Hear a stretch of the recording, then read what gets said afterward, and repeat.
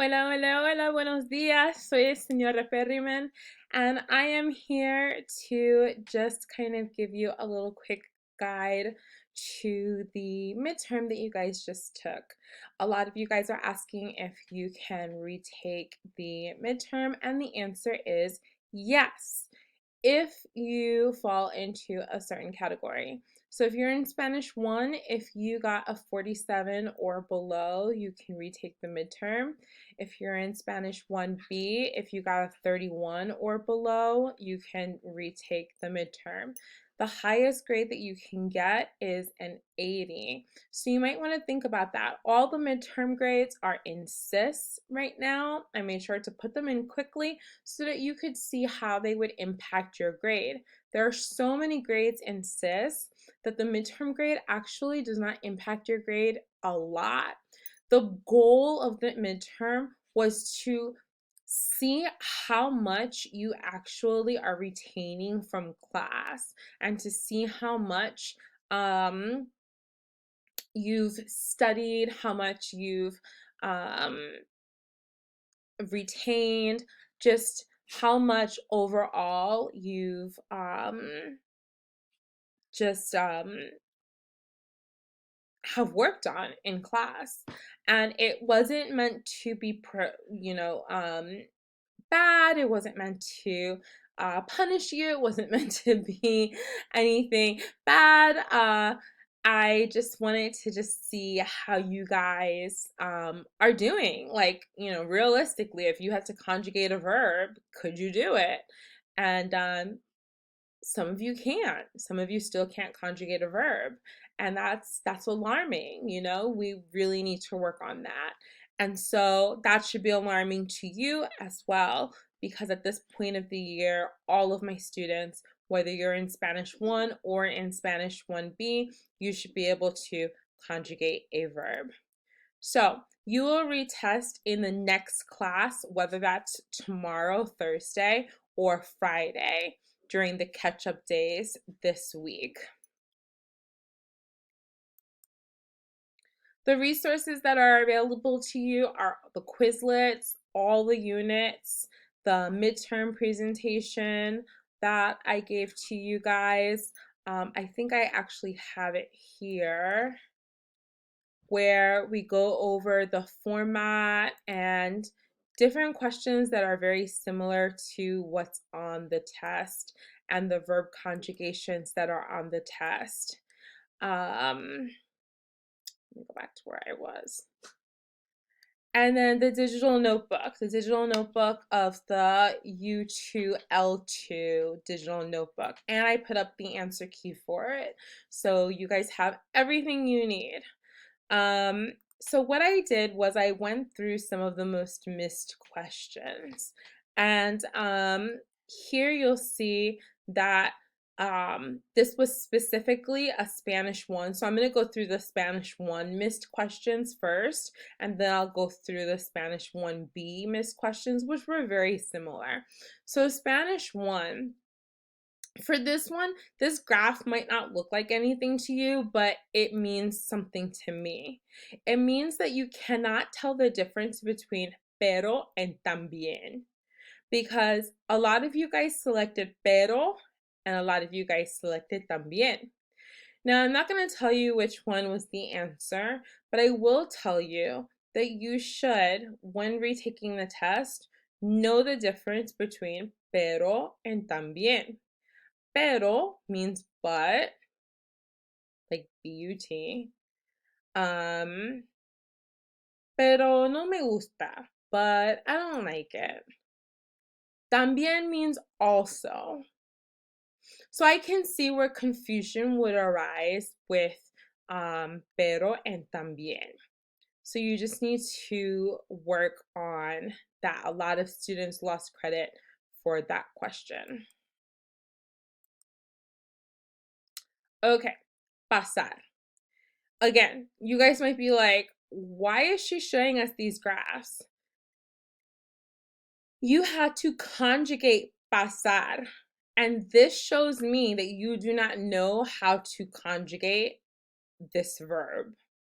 When you conjugate a verb, you must look for the subject and then figure out your ending and then chop off the AR and add your ending.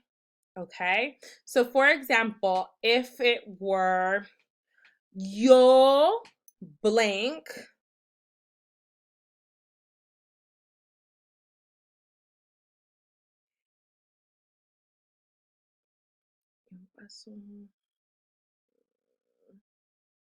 I'm trying to think of a sentence with it. Um,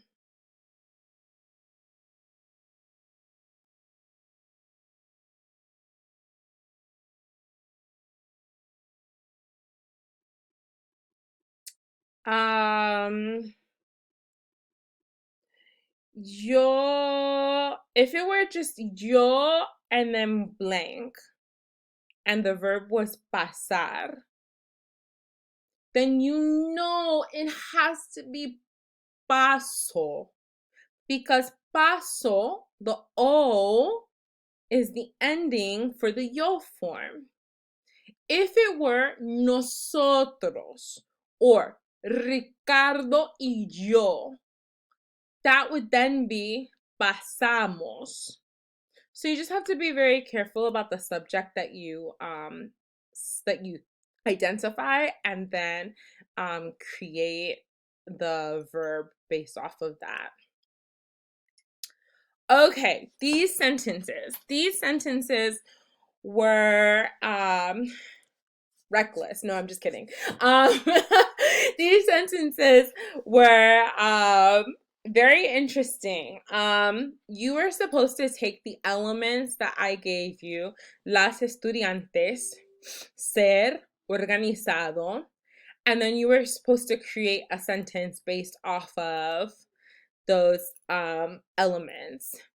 And so one of the things that you guys you know, definitely showed mastery of was your use of ser. A lot of you guys know how to conjugate ser, all right? So you knew that this was los estudiantes son, because it's plural, so it's going to be in box 6. Los estudiantes son. Great. What didn't follow through was the adjective. So a lot of students wrote, las estudiantes son organizado, or las estudiantes son organizados, which is incorrect. And I bet you can see why now it's incorrect. It's incorrect because it has to be feminine. Las estudiantes son organizadas.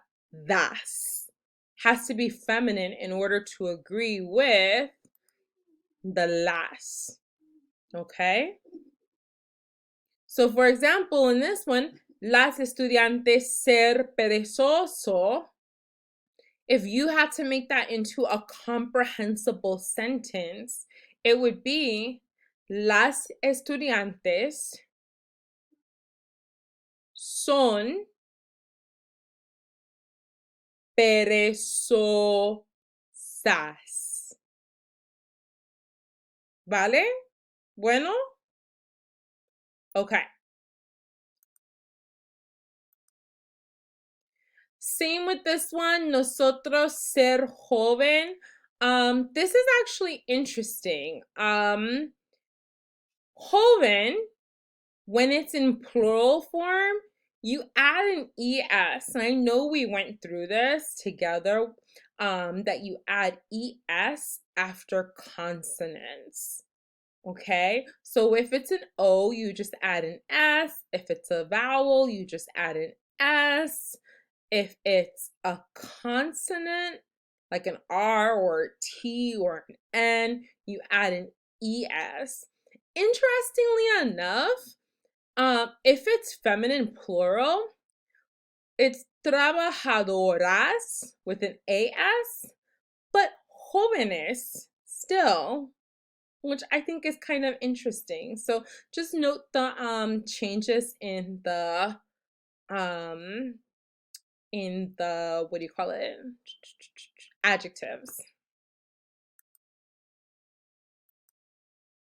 Again, another one that was missed a lot. So all of these you guys missed.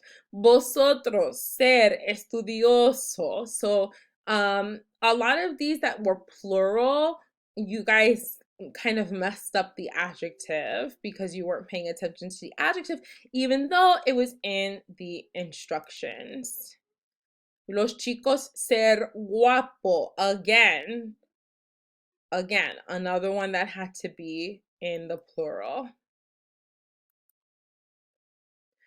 All right, so now we get to some of the adjectives. Remember that adjectives have to agree with the noun that it is modifying. If this is modifying Luisa y Marta, then this is going to be trabajadoras. All right? You have to change this concordancia to agree with the noun it is modifying, the subject it is modifying, okay? And over here you can see some notes on adjectives on the left-hand side of the screen. And just basically like read the directions. That's like my number one bit of advice for you guys is read the directions. If the directions say write in lowercase, write in lowercase. If the directions say write in Spanish, write in Spanish. If you're unclear about the directions, then get in touch with me and, talk to me about it. Just, you know, I don't know, like there's just so many ways that you can do well on this that I want your success. I want you to do well. I do not want a classroom full of students who do not do well. That is not what I want. That doesn't look good for me. That doesn't look good for you. Okay? So study hard. You know what the test looks like. You'll retake it next class. You'll have a little less time to take it next class, obviously, because you've already taken it. And yeah, that's it. I hope this was helpful. Ciao.